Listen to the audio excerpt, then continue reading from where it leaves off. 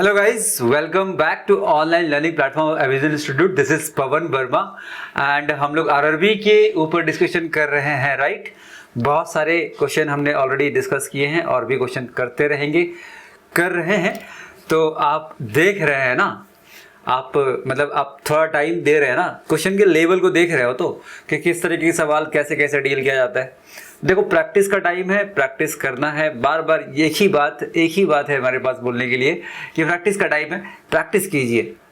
जैसे कि आपने वो कहानी सुनी होगी कि कोई एक लकड़हारा था, लकड़ी काटने वाला था। उसको लकड़ी काटने के लिए एक कुल्हाड़ी दी गई और बोला कि ये पेड़ काटना है, तुम्हारे पास 10 घंटे हैं। तो उसने क्या किया कि स्टार्टिंग के 8-9 घंटे उस कुल्हाड़ी को शार्प किया। मतलब क्या है, मतलब शार्प किया और आखिरी के 1 घंटे में उसको काट दिया। तो ये कहानी सुने होंगे आप। तो उसी तरीके का ये गेम है, जो आप प्रिपरेशन जो आप कर रहे हैं ना, सेम वही गेम है कि 1 घंटे का प्रीलिम्स होगा, 2-3 घंटे का मेंस होगा। वही 2-3 घंटे आपको अच्छे से परफॉर्म करना है। तो उसके लिए आपको क्या करना है कि बाकी के टाइम पे you have to sharp your weapon. आपको बहुत ही मतलब जबरदस्त धार बनानी पड़ेगी, प्रैक्टिस कर करके आपको धार बनानी पड़ेगी। तो उसी तरीके से आप एग्जाम को क्रैक कर पाएंगे। This is the same process. उस कहानी से आप रिलेट कर सकते हैं। तो चलिए आज का सेशन को स्टार्ट करते हैं। क्वेश्चंस को देखेंगे कि क्वेश्चन क्या है और फिर डिस्कस करेंगे, मतलब सॉल्व करने की कोशिश करेंगे, राइट। तो पहला क्वेश्चन मैं आपके सामने रख रहा हूँ। हर एक सवाल को हम लोग पढ़ेंगे, समझेंगे कि सवाल में क्या दिया गया है और उसके बाद सॉल्व करने की कोशिश करेंगे, है ना। और इसकी पीडीएफ फाइल आपको डिस्क्रिप्शन में लिंक है, वहां से डाउनलोड कर सकते हैं, टेलीग्राम चैनल ज्वाइन कर सकते हैं। तो चलिए स्टार्ट करते हैं। ओके, कह रहा है कि a firm of readymade garment company makes both men's and women's shirt. एक फर्म है, एक कंपनी है, एक फर्म है रेडीमेड गारमेंट की, जो क्या करता है, एक मेंस एंड वुमेन्स की टी शर्ट कुछ भी बनाता है, राइट। शर्ट या तो टी शर्ट, मैंने दोनों पहन रखा है, टी शर्ट और शर्ट। Okay fine. फिर कहता है कि it's average profit is ₹5% of the sale. 5% of the sale जो प्रॉफिट होती है, that is average is 5%। It's profit in men's shirt profit average is 9% of the sale, 9% of the sale for men's, and women shirt comprises 60% of the output. Okay. तो हमें पूछा गया है कि the average profit per sell rupee in women shirt is how much? Okay, per sell average profit कितना होता है women के शर्ट में बेचने के बाद, वोमेन की शर्ट को बेचने के बाद। तो मैं ये कह रहा हूं कि आप पहले तो हम जो ये जो 60% लिखा गया है, ये क्या लिखा गया है, कह रहा है कि women shirt comprises 60% of the output. तो मैं कहता हूं कि टोटल आउटपुट लेट से 100 टी शर्ट की है। अब 100 में क्या है ना कि 60 टी शर्ट किसकी है, तो वोमेन की है, और 40 क्या बचेगा, तो मैन का बचेगा, ठीक है। तो 100 टी शर्ट है, लेट से 100 टी शर्ट, हर एक टी शर्ट 1-1 रुपया का है।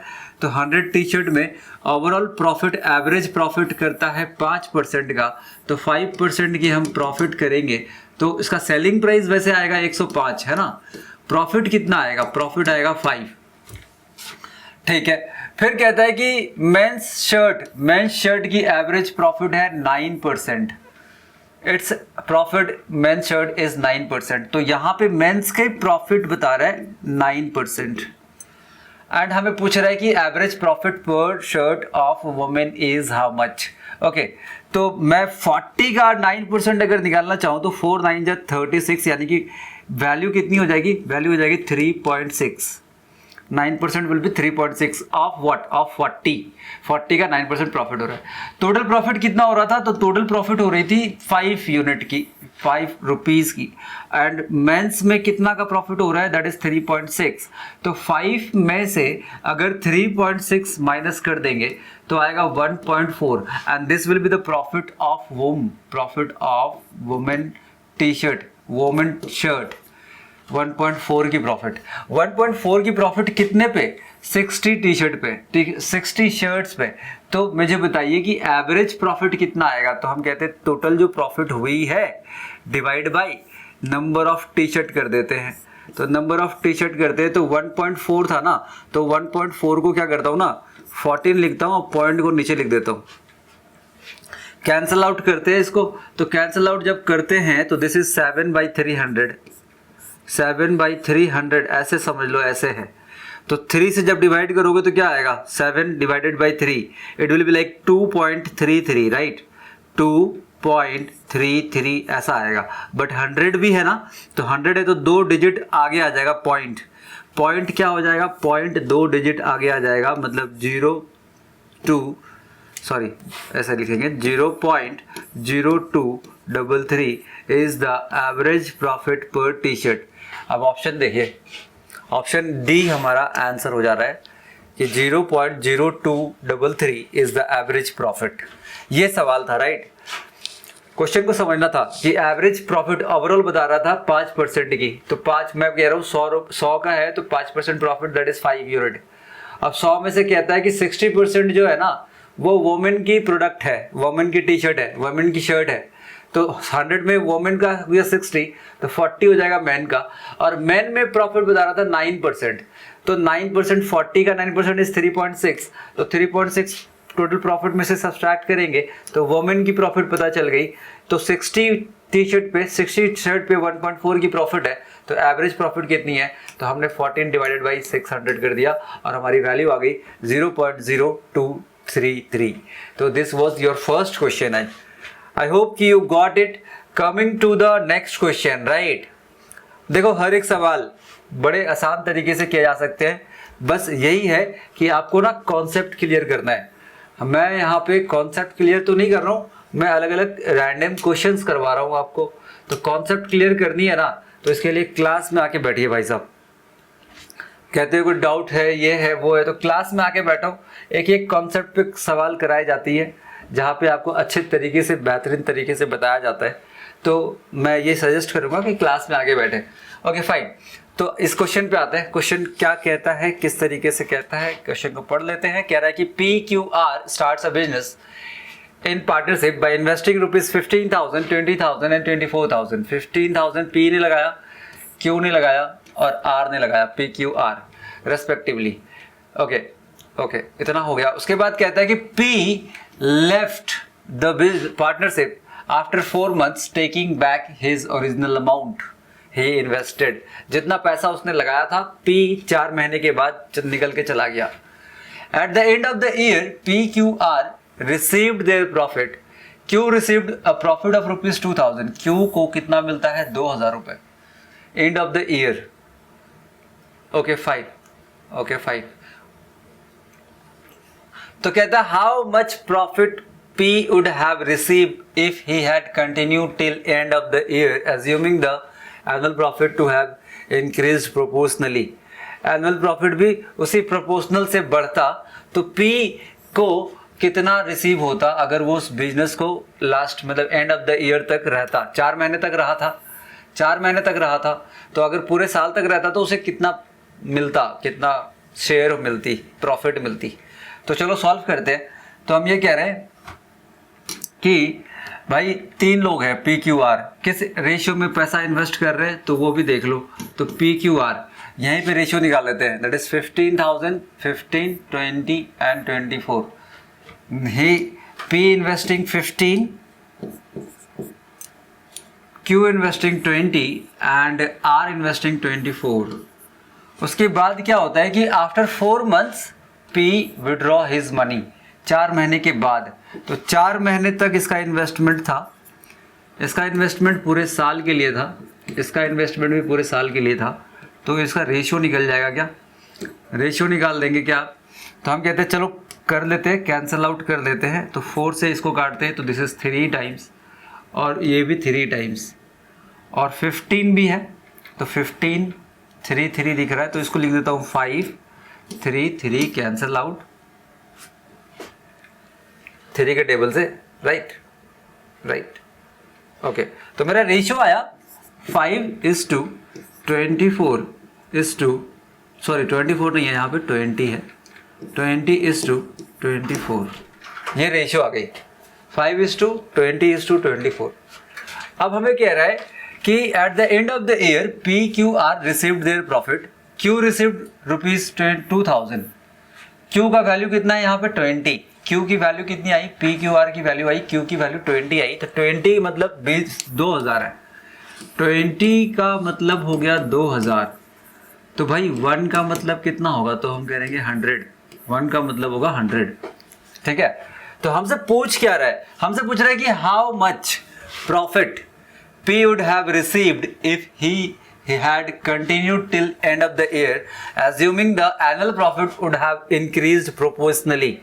Annual जो profit होगी वो proportionally बढ़ेगी, तो कितना मिलता, तो हम कह रहे हैं कि सर वो 4 महीने के लिए इन्वेस्ट किया था ना, तो 4 महीने के लिए इन्वेस्ट किया था तो उसे कितना मिल रहा था, 5 यूनिट, तो 5 यूनिट का मतलब कितना हो जाएगा, 500 रुपए, 5 यूनिट का मतलब हो जाएगा 500 रुपीज, है ना।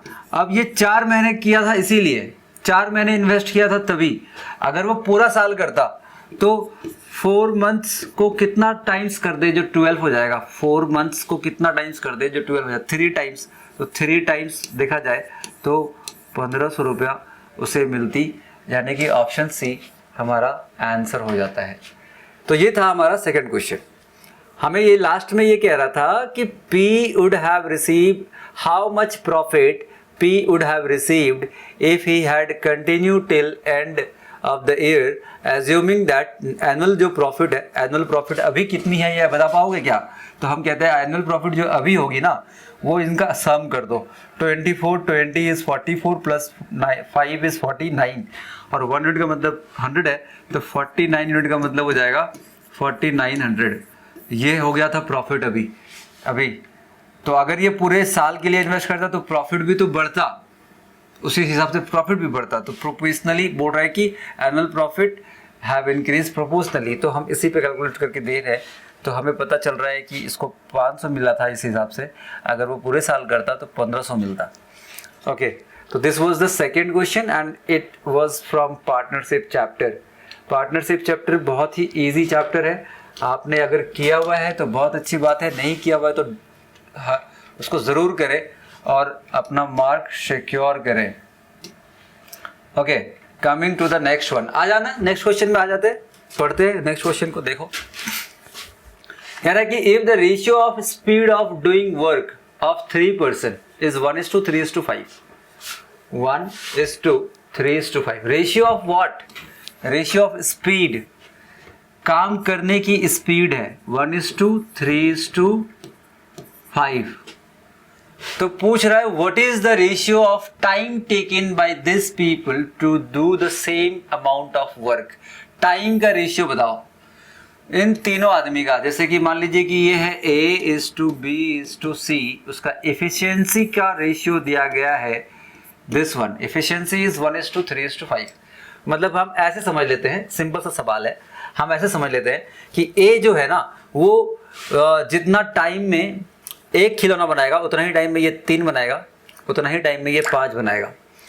तो बताइए कि सेम अमाउंट ऑफ वर्क करने में टाइम कितना लेगा, टाइम की रेशियो क्या होगी।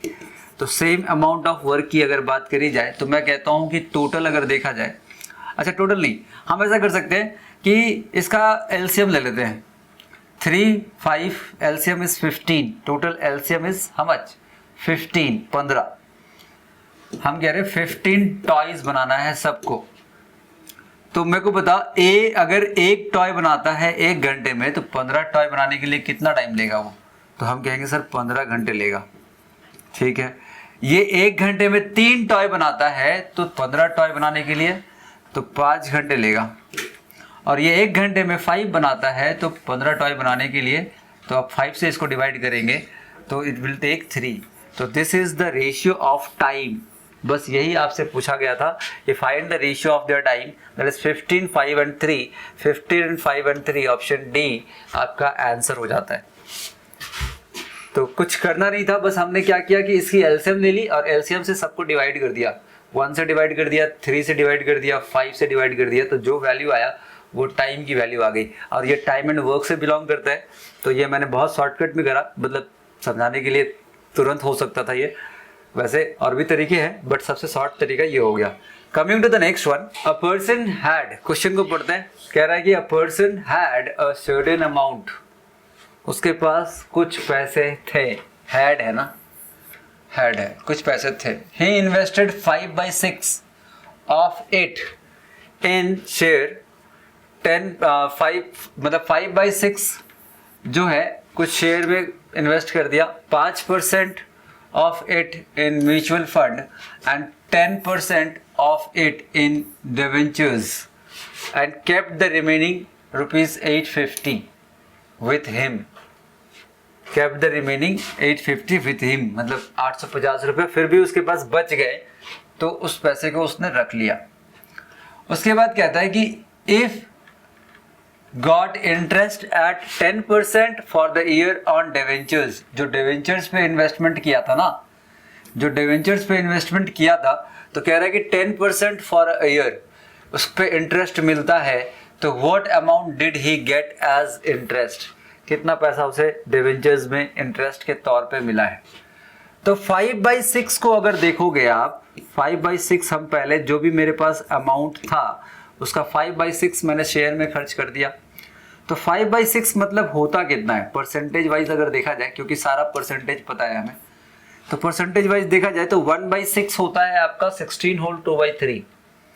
1/6 की वैल्यू जो होती है ना, ये बातें देखो परसेंटेज में हमने कर रखी है, फिर भी मैं एक बार करता हूँ कि 1/6 जो होता है वो होता है 16 होल 2/3%। तो इसका 5 टाइम्स करना है, इसका 5 टाइम्स करना है, तो उसका 5 टाइम्स करते हैं तो 16 5 80 और 2 5 10/3, तो 10/3 विल बी 83 1/3, 83 1/3%। यानी कि पहले तो जो पैसे उसके पास थे उसमें से इतना परसेंट उसने शेयर में लगा दिया, फिर 5% और क्या किया, म्यूचुअल फंड में इन्वेस्ट कर दिया। तो मैं सारे परसेंटेज को ऐड कर लेता हूँ, कह रहा हूँ 83 1/3 उसने शेयर में खर्च कर दिया, प्लस 5% उसने कहाँ खर्च कर दिया, म्यूचुअल फंड में कर दिया, उसके बाद 10% डिवेंचर्स में कर दिया, राइट। तो टोटल कितना हो गया ये देख लो, तो कहते हैं 83 + 5 इज 88, राइट, 358, 88 + 10 इज 98 1/3, टोटल हो रहा है 98, टोटल हो रहा है 98 1/3%। तो जो भी पैसे उसके पास थे वो कितने थे, तो जो भी पैसे उसके पास थे वो टोटल 100% थे, वो टोटल कितने थे, तो 100% थे। उसमें से कितना खर्च किया है उसने, मतलब कितना इन्वेस्ट किया है, तो 98 1/3, तो 100 में से 98 1/3 को अगर माइनस कर दिया जाए तो बचेगा 1 होल 2/3, 1 होल 2/3 बचेगा। तो जो पैसा उसके पास बचा है, कितना बचा था 850, तो उसका परसेंटेज वैल्यू पता चल रहा है, and the remaining value he kept with him, right. तो 1 होल 2/3 मतलब हो गया 5/3 100, 5/300 मतलब हो जाता है 1/6 and 0, 1/60, राइट, राइट। अच्छा, इसका मतलब क्या है कि 850 1 होल, मैं यहाँ पे ऐसे लिख रहा हूँ कि 1 होल 2/3 को फ्रैक्शन में पूरा कन्वर्ट करते हैं तो 5/300, दैट इज इक्वल टू 850 रुपये। तो मुझे पूछ रहा है कि if he got interest of 10%, ये वैल्यू पता चल गया है तो 100 की वैल्यू निकाल लेंगे तो आपको टोटल कितना पैसा था वो पता चल जाएगा। लेकिन मुझे पूछ रहा है कि if he got a interest of 10% for a year on debentures, तो what amount did he get interest. तो 10% इन्वेस्ट किया था ना भाई, डिबेंचर्स में कितना इन्वेस्ट किया था, तो हम कह रहे हैं 10%, तो 10% जो भी वैल्यू होगी उसका 10% रिटर्न आया था। रिटर्न कितना आ रहा था एज अ इंटरेस्ट, तो कह रहा है 10%, 10%, तो 10 का 10% कितना होगा 1%, तो 1% अगर निकाल देंगे तो वैल्यू हो जाएगा 1% की, तो 1% निकालते हैं। तो हम कह रहे हैं 1% निकालने के लिए क्या करते हैं, इसी को डिवाइड बाई 5 करते हैं और 300 से मल्टीप्लाई कर देते हैं। तो this is what we have to do, and this is like 17 3s are 51, right, and 1% निकालनी है तो हम 5100 बोलेंगे, क्योंकि एक 1% की वैल्यू, दिस वाज 5/3%, तो 1% की वैल्यू आ जाएगी 5100 51 510 ऑफ 51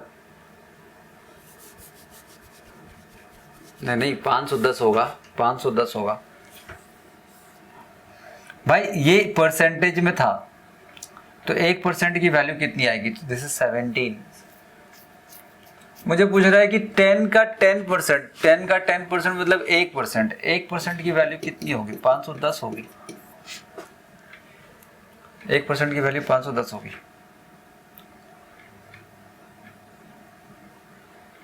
अब परसेंटेज निकालनी है तो बाई में 100 देना पड़ेगा, तो बाई 100 देंगे तो ये 2 जीरो तो कट जाएगा। मैं फिर से लिख रहा हूँ आपके सामने, देखिए मुझे बोल रहा है कि this is 5/3%, 5/3% is equal to 850। तो 1% इज इक्वल टू व्हाट? तो इसको डिवाइड कर देते हैं 850 को 5 से डिवाइड करते हैं और 3 से मल्टीप्लाई कर देते हैं, 1% की वैल्यू आ जाएगी। तो 17 3 जा 51 और 510 हमारा आंसर हो जाएगा ऑप्शन सी। आंसर हो जाएगा ऑप्शन सी। फाइन, कुछ नहीं था कंफ्यूजन, बस ऐसे ही 00 काटना था ना, ये 1% की वैल्यू निकालनी, तो निकल गया। ये 510 रुपया जो था वो 1% की वैल्यू थी, तो 100% की वैल्यू निकालनी होगी, तो 100 times of this one will be और 100% वैल्यू। क्वेश्चन में आपसे पूछ सकता था कि भाई म्यूचुअल फंड में कितना इन्वेस्ट कर रहा था या फिर शेयर में कितना इन्वेस्ट कर रहा था, कुछ भी पूछ सकता था, तो कोई भी परसेंटेज वैल्यू आपसे निकालने के लिए बोल सकता था, right. Coming to the next question. Next question आप देखिए कि क्या कहता है, किस बारे में है और फिर क्या करना है।